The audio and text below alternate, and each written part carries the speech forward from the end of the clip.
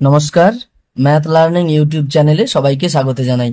আজকে আমরা দশম শ্রেণীর 20 নম্বর অধ্যায় অর্থাৎ ত্রিকোণমিতি কোণ পরিমাপের ধারণা অধ্যায়টির অঙ্কগুলো নিয়ে আলোচনা করব। কোষে দেখি 20 অঙ্কগুলো করার পূর্বে আমাদের ত্রিকোণমিতি সম্পর্কে কিছু তথ্য অবশ্যই জেনে নেওয়া দরকার। আমাদের প্রথমে জানতে হবে ত্রিকোণমিতি কথাটির অর্থ কি। দেখো, ত্রিকোণমিতি গণিতের একটা অংশ যেটা আমরা দশম শ্রেণীতে প্রথম করব, তাই ত্রিকোণমিতি কথার অর্থ আমাদের প্রথমে জেনে নেওয়াটা দরকার।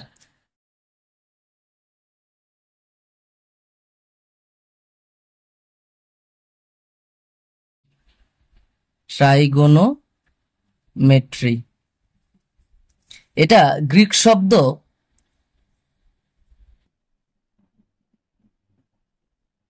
ট্রাই কথার অর্থ তিন, গণ কথার অর্থ কোণ, আর মেট্রন কথার অর্থ পরিমাপ। এখান থেকে ট্রিগোনোমেট্রি বা ট্রাইগোনোমেট্রি অনেকে বলে থাকে। দেখতে পাচ্ছি আমরা তিনটা কোণের পরিমাপ, এটাই হচ্ছে ট্রাইগোনোমেট্রি বা ট্রিগোনোমেট্রি। বাংলাতে আমরা ত্রিকোণমিতি বলি। এটা মূলত সমকোণী ত্রিভুজের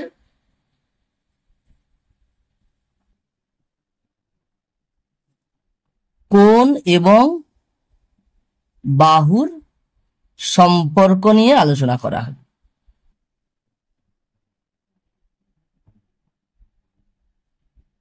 ত্রিকোণমিতিতে আমরা সমকোণী ত্রিভুজের কোণ ও বাহু সম্পর্ক নিয়ে আলোচনা করব। শুধুমাত্র সমকোণী ত্রিভুজের কোণ ও বাহু সম্পর্কে নিয়ে আলোচনা করব তা নয়, সূক্ষ্মকোণী ত্রিভুজ অথবা স্থূলকোণী ত্রিভুজেরও আমরা কোণ এবং বাহু সম্পর্ক নিয়ে আলোচনা করতে পারি এই ত্রিকোণমিতিতে। সেখানে অবশ্যই সূক্ষ্মকোণী এবং স্থূলকোণী ত্রিভুজদেরকে কি করব, আমরা সমকোণী ত্রিভুজে ভাগ করে নিতে পারি।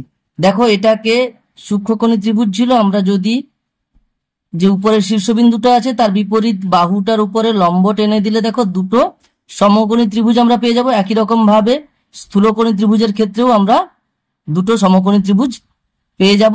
সেখান থেকে আমরা কোণ এবং বাহু সম্পর্ক নিয়ে আলোচনা করব। এইভাবে ত্রিকোণমিতিতে আমরা সমকোণী ত্রিভুজের কোণ এবং বাহু সম্পর্ক নিয়ে আলোচনা করতে পারব। এরপরে আমাদের জানতে হবে কোণ কত রকমের হয়। দেখো, আমি এখানে কোণ অর্থাৎ অ্যাঙ্গেল এটা দু রকমের হয়। আমি এখানে ছকের সাহায্যে লেখা দেখাচ্ছি। এক, ত্রিকোণমিতিক কোণ,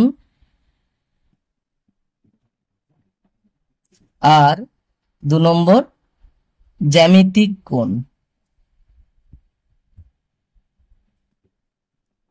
এবার ত্রিকোণমিতিক কোণ দু ধরনের হয়। এক, ধনাত্মক কোণ। আমি প্রথমে ছকটা লিখে দিচ্ছি, তারপর বোঝাচ্ছি। 2 নম্বর ঋণাত্মক কোণ। এবার ত্রিকোণমিতিক কোণ আমরা ক্লাস 10-এ উঠে এখন শিখব, আর জ্যামিতিক কোণটা আমরা এ পর্যন্ত অ্যাঙ্গেল অর্থাৎ কোণ সম্পর্কে যেগুলো জেনেছি সেটাই। অর্থাৎ এই জ্যামিতিক কোণ আঁকতে গেলে আমাদের প্রথম খেয়াল রাখতে হবে যে এটা দিক ছাড়াই কোণের পরিমাপ করা হবে। দিক ছাড়াই কোণের পরিমাপ করা হয়। কিরকম ব্যাপারটা আমরা যখন ত্রিকোণমিতিক কোণ বুঝবো তখন আমরা বুঝতে পারবো যে দিক ছাড়া কোণ বলতে কিরকম বোঝাচ্ছে। এই জ্যামিতিক কোণ 0 ডিগ্রি থেকে 360 ডিগ্রি পর্যন্ত কোণের পরিমাপ হবে। ত্রিকোণমিতিক কোণটা ব্যাপারটা কি, যখন আমরা জানি যে একটা রশ্মি আর একটা রশ্মির সঙ্গে কোনো বিন্দুতে যদি মিলিত হয় তাহলে সেই মিলিত স্থানে অর্থাৎ সেই মিলিত বিন্দুতে কোণের সৃষ্টি হয়।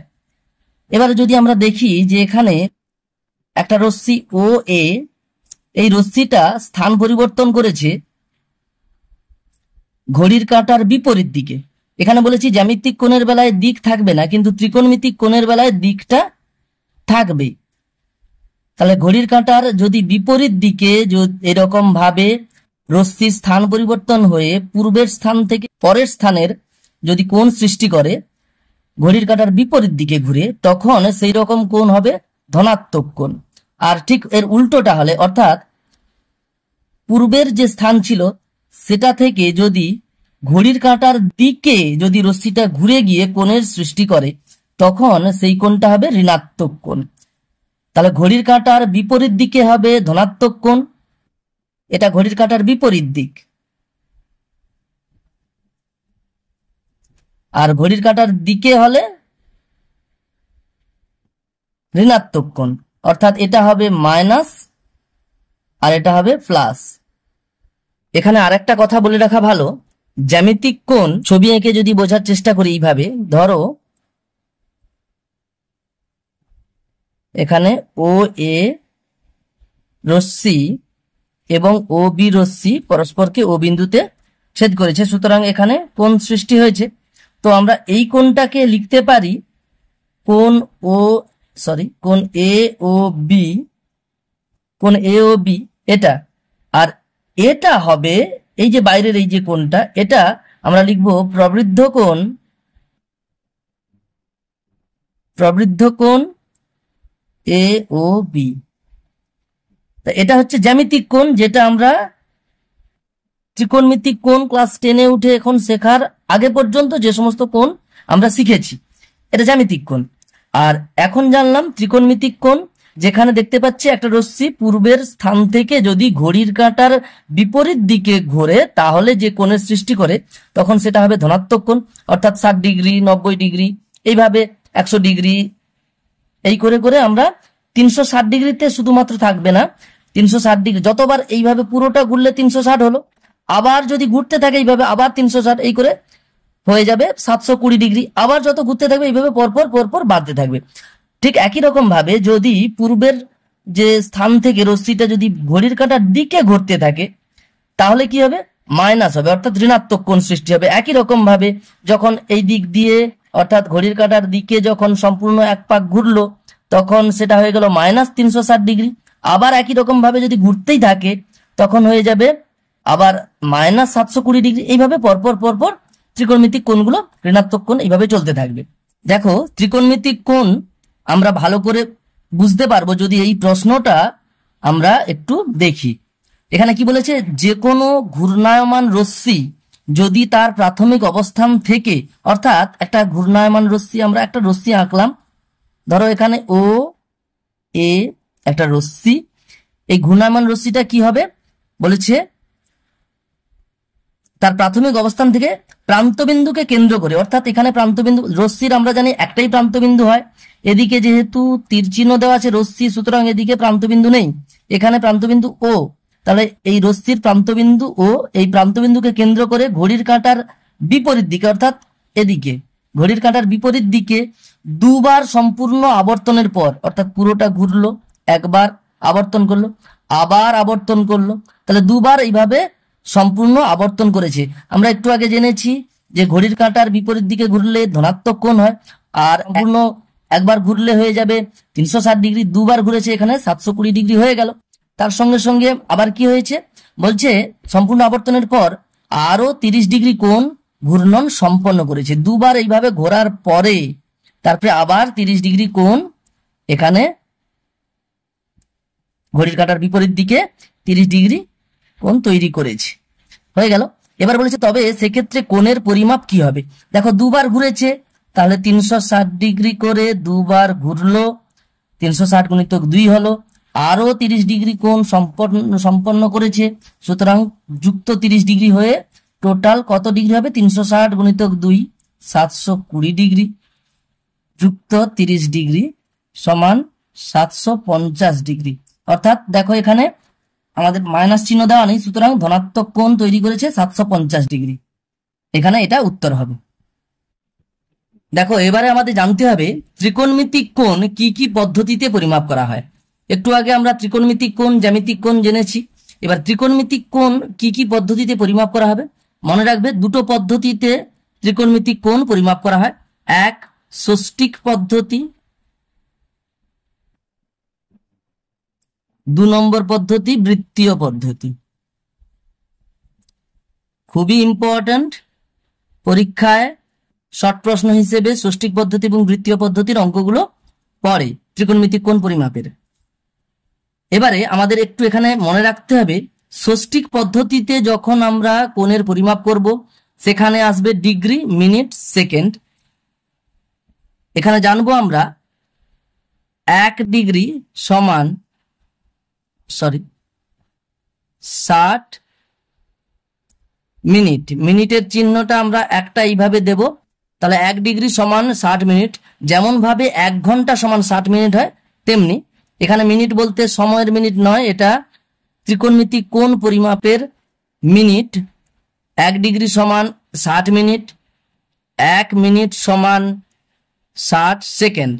এইভাবে আমরা ষষ্ঠিক পদ্ধতিতে অবশ্যই আমরা এটা মনে রাখবো। বৃত্তীয় পদ্ধতির অঙ্কগুলো করতে গেলে আমরা রেডিয়ানে আমরা প্রকাশ করব।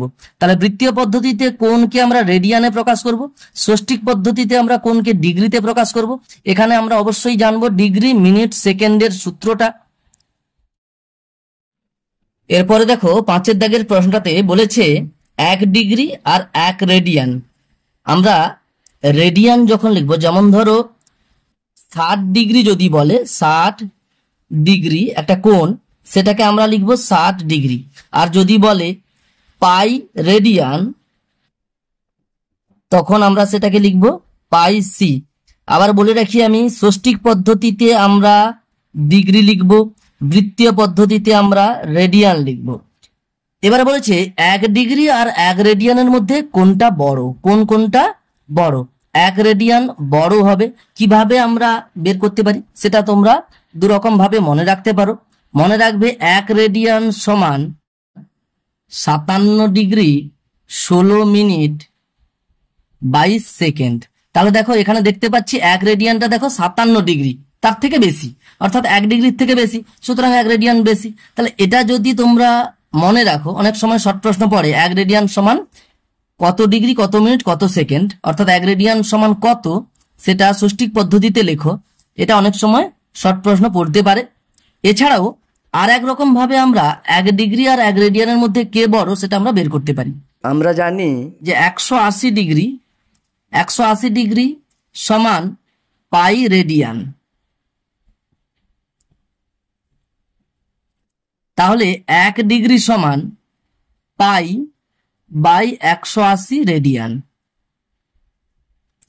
পাইয়ের মান আমরা জানি 22/7, আর নিচে দেখো 180 আছে, সুতরাং নিচে 180 থাকলো, এত রেডিয়ান।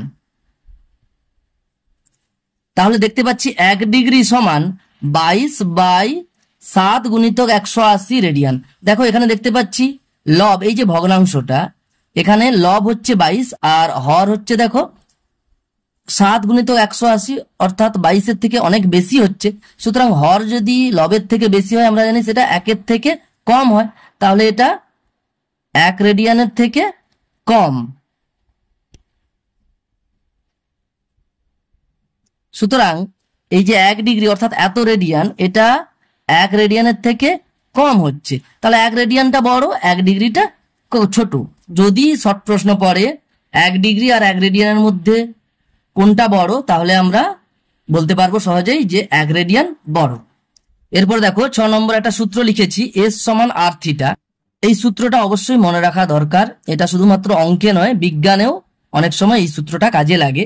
এখানে এস সমান আর থিটা বলতে, এস একটা বৃত্তের চাপ। আমরা জানি বৃত্তের পরিধির যে কোনো অংশকে আমরা চাপ বলবো, বৃত্তচাপ বলবো। তাহলে এস সমান হচ্ছে বৃত্তের চাপ, আর আর সমান ওই বৃত্তটার ব্যাসার্ধ, ওই বৃত্তের বা বৃত্তটির ব্যাসার্ধ। আর থিটা কোনটা হবে, ধরো এইটা এস, এই বৃত্তচাপটা ধরে নিলাম এটা এস। এই বৃত্তচাপ এই ব্যাসার্ধের সঙ্গে কেন্দ্রে যে সম্মুখ কোণটা তৈরি করে, সেটা যদি থিটা হয়, সেটা অবশ্যই থিটাটা রেডিয়ানে হবে। থিটা হচ্ছে রেডিয়ানে হবে। রেডিয়ানে এই যে কোণটা অর্থাৎ ওই এস বৃত্তের চাপ যদি আর ব্যাসার্ধের বৃত্তটির কেন্দ্রে সম্মুখ কোণ থিটা রেডিয়ান তৈরি করে, তখন আমরা লিখতে পারবো এস সমান আর থিটা। এটা একটা সূত্র, এটা অবশ্যই মনে রাখবে। থিটাটা রেডিয়ানে হবে, অর্থাৎ বৃত্তীয় পদ্ধতিতে কোণের পরিমাপটা, এটা ষষ্ঠিক পদ্ধতিতে নয়, অর্থাৎ ডিগ্রিতে হবে না। এই সূত্রকে কাজে লাগিয়ে তোমাদের ক্লাস 10-এর অঙ্ক অনেকগুলো আছে, সেটা পরে আমরা করব। অবশ্যই এই সূত্রটা তাই মনে রাখাটা প্রয়োজন। সুতরাং আমরা ত্রিকোণমিতির অঙ্কগুলো জানার পূর্বে কি কি জিনিস জানতে হবে সেটা আরেকবার যদি দেখে নিই। ত্রিকোণমিতিতে আমরা কি করব, আসলে সমকোণী ত্রিভুজের কোণ এবং বাহুগুলোর সম্পর্ক নিয়ে আলোচনা করব, এবং কোণ কত রকমের হয় সেটা জেনেছি। জ্যামিতিক কোণ, ত্রিকোণমিতিক কোণ। জ্যামিতিক কোণ আমরা দেখেছি যে দিক ছাড়াই কোণের পরিমাপ শুধু করব, সেখানে একটা কোণ হবে এবং প্রবৃদ্ধ কোণ হবে, সেটা সাধারণত 0 ডিগ্রি থেকে 360 ডিগ্রির পর্যন্ত কোণ হবে। এবং ত্রিকোণমিতিক কোণ জানবো এখন 10ম শ্রেণীতে। একটা রশ্মি যদি ঘড়ির কাঁটার বিপরীত দিকে যায় তাহলে ধনাত্মক কোণ সৃষ্টি করবে, আর যদি ঘড়ির কাঁটার দিকে সরে যায় তাহলে ঋণাত্মক কোণ সৃষ্টি করবে। অর্থাৎ এখানে দিকটা খুবই গুরুত্বপূর্ণ, দিকের সঙ্গে সঙ্গে কোণের পরিমাপ থাকবে, আর জ্যামিতিক কোণে দিক ছাড়াই কোণের পরিমাপ শুধু থাকবে। এরপর আমরা ত্রিকোণমিতিক কোণগুলো ভালোভাবে জানার জন্য একটা উদাহরণ আমরা দেখেছি। তারপরে জেনেছি ত্রিকোণমিতিক কোণ কোন কোন পদ্ধতিতে পরিমাপ করা যায়। 1 ষষ্ঠিক পদ্ধতি, 2 বৃত্তীয় পদ্ধতি। বৃত্তীয় পদ্ধতিতে রেডিয়ানে প্রকাশ করা হবে কোণগুলোকে, আর ষষ্ঠিক পদ্ধতিতে ডিগ্রি মিনিট সেকেন্ডে প্রকাশ করা হবে। 1 ডিগ্রি বেশি না 1 রেডিয়ান বেশি সেটা আমরা জেনেছি। 1 রেডিয়ান বড়। 1 রেডিয়ানের মান কত সেটা আমরা ষষ্ঠিক পদ্ধতিতে যদি লিখি সেটা কত হবে, 57 ডিগ্রি 16 মিনিট 22 সেকেন্ড, সেটা আমরা জেনেছি। এরপরে এস সমান আর থিটা আমরা সূত্রটাও শিখেছি। এরপরে আমরা কোষে দেখি 20 অঙ্কগুলো নিয়ে আলোচনা করব। দেখো কোষে দেখি 20 একের দাগের অঙ্কগুলো কি বলেছে। নিম্নলিখিত গুলিকে ডিগ্রি, মিনিট ও সেকেন্ডে প্রকাশ করি। তোমরা একটু খেয়াল রাখবে, যখন আমরা ষষ্ঠিক পদ্ধতিতে অর্থাৎ ডিগ্রি, মিনিট, সেকেন্ডে প্রকাশ করব, তখন আমরা খেয়াল করব ঘন্টা, মিনিট, সেকেন্ডের অঙ্কগুলো আমরা যেভাবে করি সেভাবেই অঙ্কগুলো করতে হবে। যেমন দেখো একের দাগের একেরটা বলেছে 832 মিনিট, এটাকে আমরা যদি ডিগ্রি, মিনিট, সেকেন্ডে প্রকাশ করি তাহলে স্বভাবতই এটা সেকেন্ডে প্রকাশ হবে না, ডিগ্রি মিনিটে থেকে যাবে। কিভাবে দেখো, 832কে আমরা যদি 60 দিয়ে ভাগ করে দিই তাহলে সেটা ডিগ্রি হয়ে যাবে। আর আমরা যদি 832কে 60 দিয়ে আমরা যদি ভাগ করি এইভাবে, তাহলে 60 একে 60, 23, 232 হলো, 60 3-এ 180, বিয়োগ করলে 52 দাঁড়াচ্ছে। এখান থেকে আমরা সরাসরি লিখে দিতে পারি 13 ডিগ্রি 52 মিনিট। যেহেতু 832 মিনিট ছিল, সেটাকে 60 দিয়ে ভাগ করেছি, তাই ভাগশেষটাও মিনিট হবে, আর যেটা ভাগফল দাঁড়ালো সেটা ডিগ্রি হয়ে যাবে। তাহলে সরাসরি আমরা 13 ডিগ্রি 52 মিনিট লিখে দিতে পারি। এরপরে দেখো 2-এর দাগের অঙ্কটা কি বলেছে, 6312 সেকেন্ড, এটাকে আমরা ডিগ্রি, মিনিট, সেকেন্ডে প্রকাশ করব। অনেকভাবে করা যায়, তোমরা এইভাবে করতে পারো। সেকেন্ডকে প্রথমে মিনিটে করে নেবে, অর্থাৎ 6312কে আমরা যদি 60 দিয়ে ভাগ করি তাহলে সেকেন্ড থেকে মিনিট হয়ে যাবে। এটাকে আমরা একই রকম ভাবে যেমন ভাবে একের দাগের অঙ্কগুলো করেছিলাম তেমনি 6312কে আমরা যদি 60 দিয়ে ভাগ করি, 6312কে 60 দিয়ে যদি আমরা ভাগ করি তাহলে হয়ে যাবে 60 একে 60, 3, 1 নামলো 31 হলো, ভাগ যাচ্ছে না তাই একটা শূন্য বসিয়ে আরো একটা নামিয়ে দিলাম, 312 হয়ে গেল। 60 5-এ 300, ভাগশেষ 12 হলো। তা দেখো 6312 এটা সেকেন্ড ছিল, ওটাকে 60 দিয়ে ভাগ করছি, তাহলে ভাগশেষটাও সেকেন্ডই থাকবে, আর যেটা ভাগফল হবে সেটা মিনিট হয়ে যাবে। অর্থাৎ আমরা এটাকে লিখতে পারি 105 মিনিট 12 সেকেন্ড। এরপরে আমরা 105 মিনিটকে যদি আমরা ডিগ্রি করতে চাই তাহলে সেটাকে আমরা 60 দিয়ে ভাগ করব, তাহলে সেটা হয়ে যাবে ডিগ্রি, আর প্লাস করে আমরা 12 সেকেন্ড যেমন আছে তেমনি সেটা লিখতে পারি। এইভাবে প্লাস করে লেখা যায়। এবার 105কে আমরা যদি 60 দিয়ে ভাগ করি তাহলে আমরা সহজেই দেখতে পাবো 1 হবে ভাগফল, অর্থাৎ সেটা হয়ে যাবে ডিগ্রি, আর ভাগশেষটা যেহেতু 45 হবে। দেখো এখানে মিনিটকে আমরা 105 মিনিট ছিল সেটাকে 60 দিয়ে ভাগ করছি, তাই ভাগশেষটাও মিনিট হবে। আর 12 সেকেন্ড যেমন ছিল তেমনি আমরা একসঙ্গে এইভাবে লিখে দিতে পারি। তাহলে আমরা 1 ডিগ্রি 45 মিনিট 12 সেকেন্ড উত্তরটা পেয়ে যাব। এরপরে দেখো 3 দাগের অঙ্কটা কি বলেছে, বলেছে 375 সেকেন্ড, এটা সেকেন্ডের চিহ্ন, তো 375 সেকেন্ড, এটাকে ডিগ্রি মিনিট সেকেন্ডে আমরা প্রকাশ করলে একই রকম ভাবে 2 দাগের মতোই সেকেন্ডকে আমরা 60 দিয়ে ভাগ করলে পেয়ে যাব মিনিট, এবং যদি ভাগ করি ভাগফলটা হবে মিনিট, আর যেহেতু 375 সেকেন্ড ছিল সেটাকে 60 দিয়ে ভাগ করছি তাই ভাগশেষটাও সেকেন্ড থাকবে। দেখো 375কে আমরা এইভাবে 60 দিয়ে ভাগ করব, 60 6 360 হয়ে যাচ্ছে, তাহলে 15 ভাগশেষ থাকলো 15 হয়ে যাবে সেকেন্ড। 375 সেকেন্ড ছিল, ভাগফলটা হয়ে যাবে মিনিট, 60 দিয়ে ভাগ করছি, আর 15 হয়ে যাবে সেকেন্ড, তাহলে 6 মিনিট 15 সেকেন্ড উত্তর আমরা পেয়ে যাব। এরপরে 4 দাগের অঙ্কটা কি বলেছে, 27 পূর্ণ 1/12 অর্থাৎ 27 পূর্ণ 1/12 ডিগ্রি, এটাকে আসলে এইভাবে আমরা একটু লিখতে পারি, 27 পূর্ণ 1/12 এটা পুরোটা ডিগ্রি, এইভাবেও লিখতে পারি। দেখো আমরা ক্লাস 5-এ এরকম মিশ্র ভগ্নাংশকে আমরা যদি প্লাস করে লিখি তাতেও কোনো ভুল নেই, সেটা আমরা জেনে গেছি। অর্থাৎ 27 পূর্ণ 1/12কে 27 যুক্ত 1/12 আমরা লিখতে পারি, যেহেতু এটা ডিগ্রি ছিল আমরা আলাদা করে নিলে 27 ডিগ্রি আর এটা 1/12 ডিগ্রি আমরা পেয়ে যাব। এবার আমরা জানি ডিগ্রিকে যদি আমরা মিনিট করতে যাই তাহলে আমরা 60 দিয়ে গুণ করব, অর্থাৎ 1/12কে যদি আমরা 60 দিয়ে গুণ করি তাহলে এটা হয়ে যাবে মিনিট, তাহলে হয়ে গেল 27 ডিগ্রি, আর এটা দেখো কাটাকুটি করলে 12 5 60 অর্থাৎ হয়ে যাবে 5 মিনিট, তাহলে 27 ডিগ্রি আর 5 মিনিট আমরা একসঙ্গে এইভাবে লিখতে পারি, 27 ডিগ্রি 5 মিনিট, 27 ডিগ্রি 5 মিনিট, এটা উত্তর হবে। এরপরে দেখো আমি এখানে 5 দাগের অঙ্কটা এখানেই করে নিচ্ছি, বলেছে 72.04 ডিগ্রি, এটাকে আমরা ডিগ্রি মিনিট সেকেন্ডে প্রকাশ করব। যেমন ভাবে আমরা মিশ্র ভগ্নাংশকে এইভাবে প্লাস চিহ্ন দিয়ে লিখতে পারি, তেমনি দশমিকের ভগ্নাংশগুলোকে অর্থাৎ দশমিক ভগ্নাংশগুলোকেও আমরা দশমিকের আগে যে সংখ্যাটা আছে ওটা পূর্ণ সংখ্যা, ওটাকে আমরা আলাদা করে নিতে পারি, তাহলে 72.04 ডিগ্রি অর্থাৎ 72 ডিগ্রি হয়ে যাবে, আর 0.04 অর্থাৎ সেটাকে আমরা 0.04 ডিগ্রি আলাদা করে নিতে পারি, সেটাকে আমরা এইভাবে লিখতে পারি 72 ডিগ্রি প্লাস, এটাকে দেখো দশমিক ভগ্নাংশকে আমরা সামান্য ভগ্নাংশকে পরিণত করলে তাহলে 4-এর 100 হয়ে গেল, 4-এর 100 হয়ে গেল, এটা এত ডিগ্রি হয়ে গেল। এবার আমরা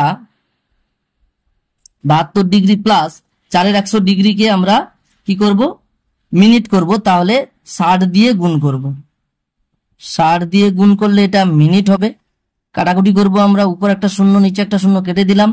এবার দেখো 2 5 10, 2 3 6 আমরা কাটতে পারি, সমান হয়ে যাবে 72 ডিগ্রি প্লাস 4 3 12 5 মিনিট। দেখো এটাকে যদি আমরা 72 ডিগ্রি আর 12-র 5কে আমরা যদি মিশ্র ভগ্নাংশে পরিণত করি তাহলে হবে দেখো 2 পূর্ণ 2-এর 5,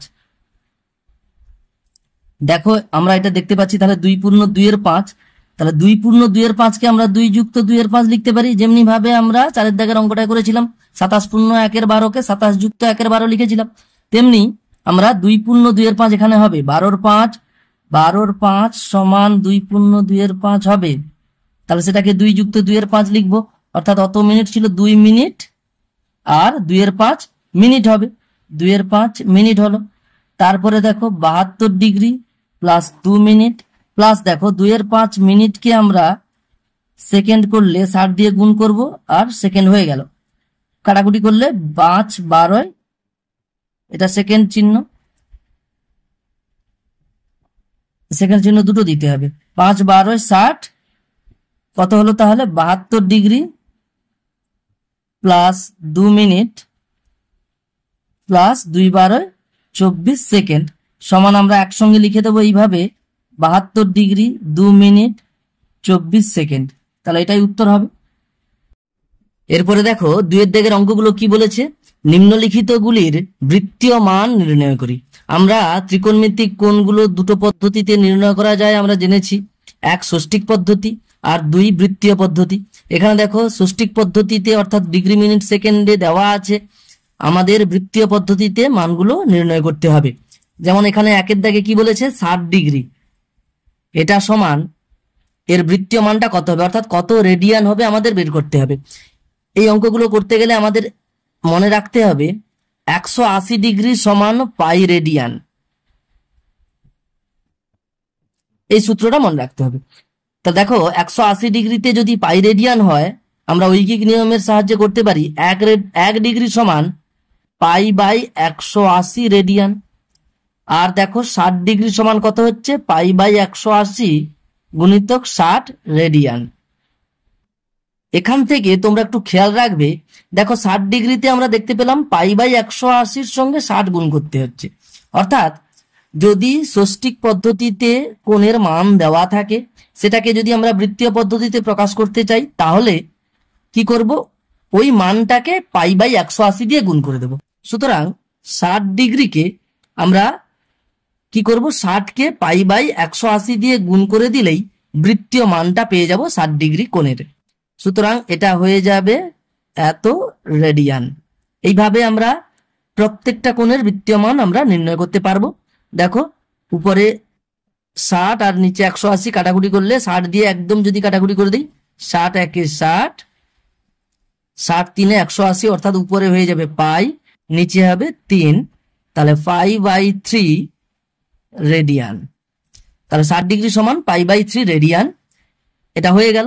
এরপর দেখো 2 দাগের অঙ্কটা কি বলেছে, 135 ডিগ্রি, এটাকে আমরা বৃত্তীয় পদ্ধতিতে মান নির্ণয় করব। অর্থাৎ এর বৃত্তীয় মান কত হবে, একই রকম ভাবে একের দাগের মতোই আমরা 135কে পাই বাই 180 দিয়ে গুণ করব, হয়ে যাবে এত রেডিয়ান সমান, আমরা যদি কাটাকুটি করি তাহলে দেখো 5 3 15, 5 6 30, 5 2 10, 5 7 35, আবার দেখো 9 দিয়ে কাটবে, 9 4 36, 9 3 27, তাহলে হয়ে গেল 3 পাই বাই 4 রেডিয়ান। আমরা এখানে সি বলে লিখে দিতে পারি, না হলে রেডিয়ান কথাটা লিখতে পারো, তখন আর এখানে সি লেখা যাবে না।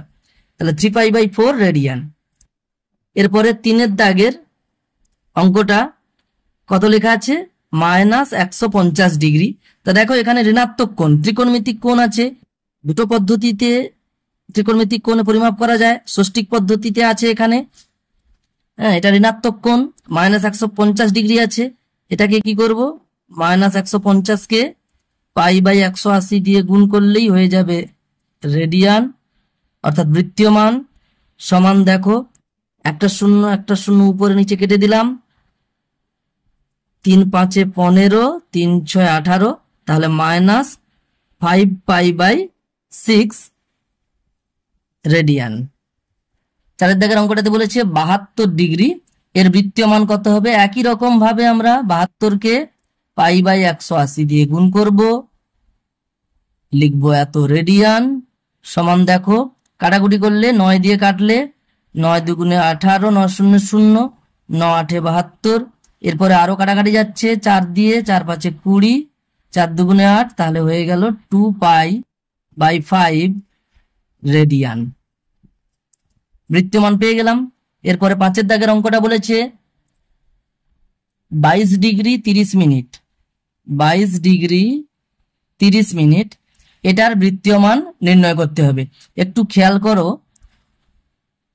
মনে রাখবে আমরা বৃত্তীয় মান সেই কোণেরই পাবো যে কোণটা পুরোটা ডিগ্রি হিসেবে থাকবে।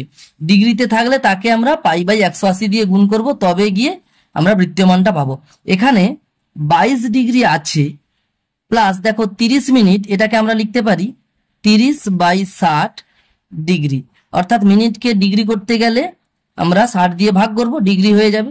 তাহলে 22 ডিগ্রি, আর এটা দেখো 30 দিয়ে আমি সরাসরি কেটে দিচ্ছি, 1 2 ডিগ্রি। সুতরাং 22 ডিগ্রি আরো হাফ ডিগ্রি, অর্থাৎ 22.5 ডিগ্রি।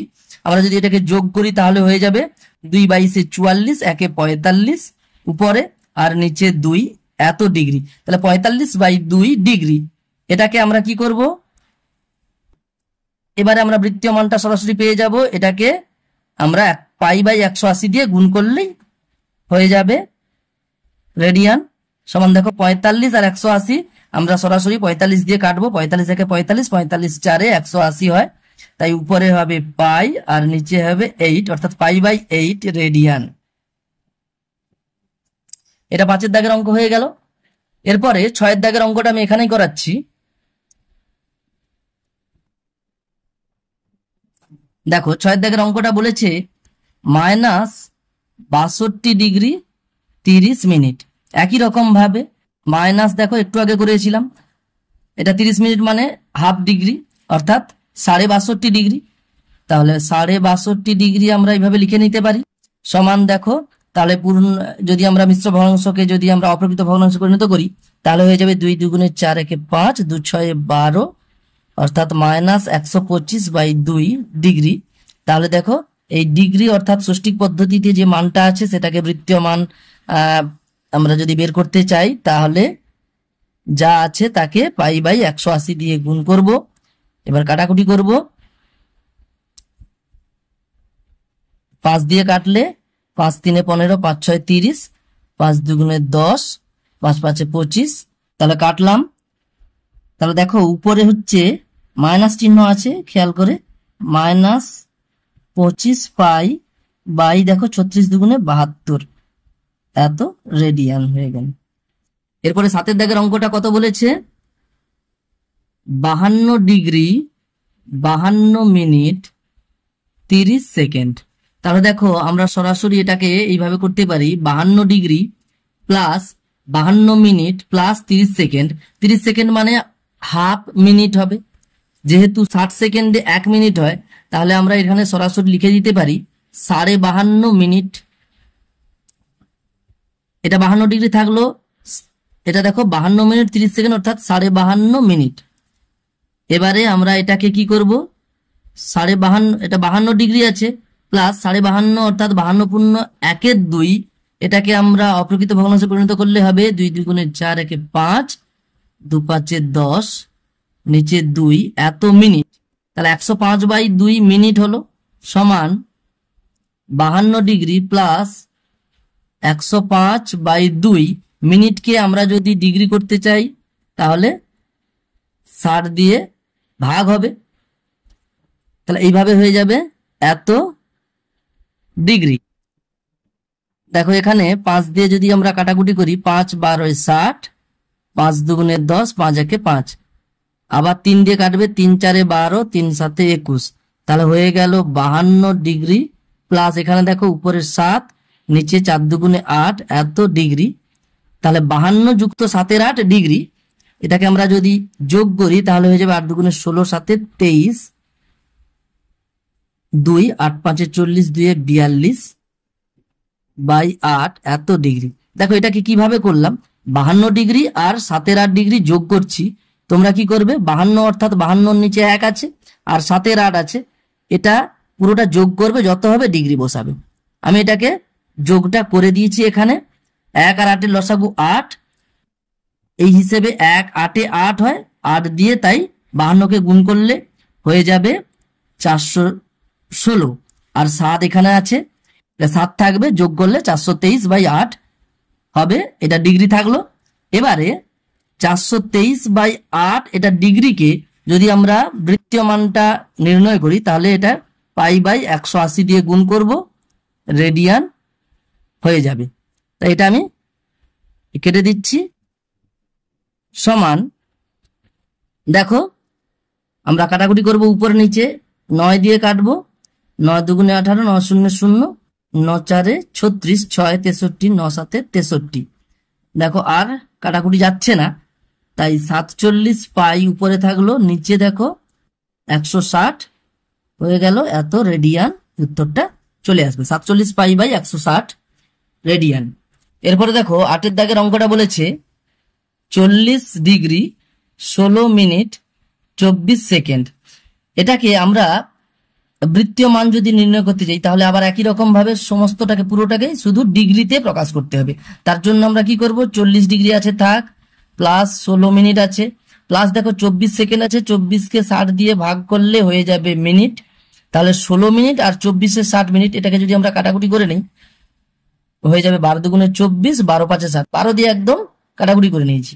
তাহলে হয়ে যাবে 40° প্লাস 16 মিনিট আর 2 এর 5 মিনিট, এটা মিনিট হবে।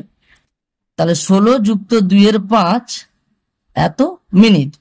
তো দেখো এবারে 40 ডিগ্রি প্লাস 16 যুক্ত 2 এর 5 মিনিট কত হবে?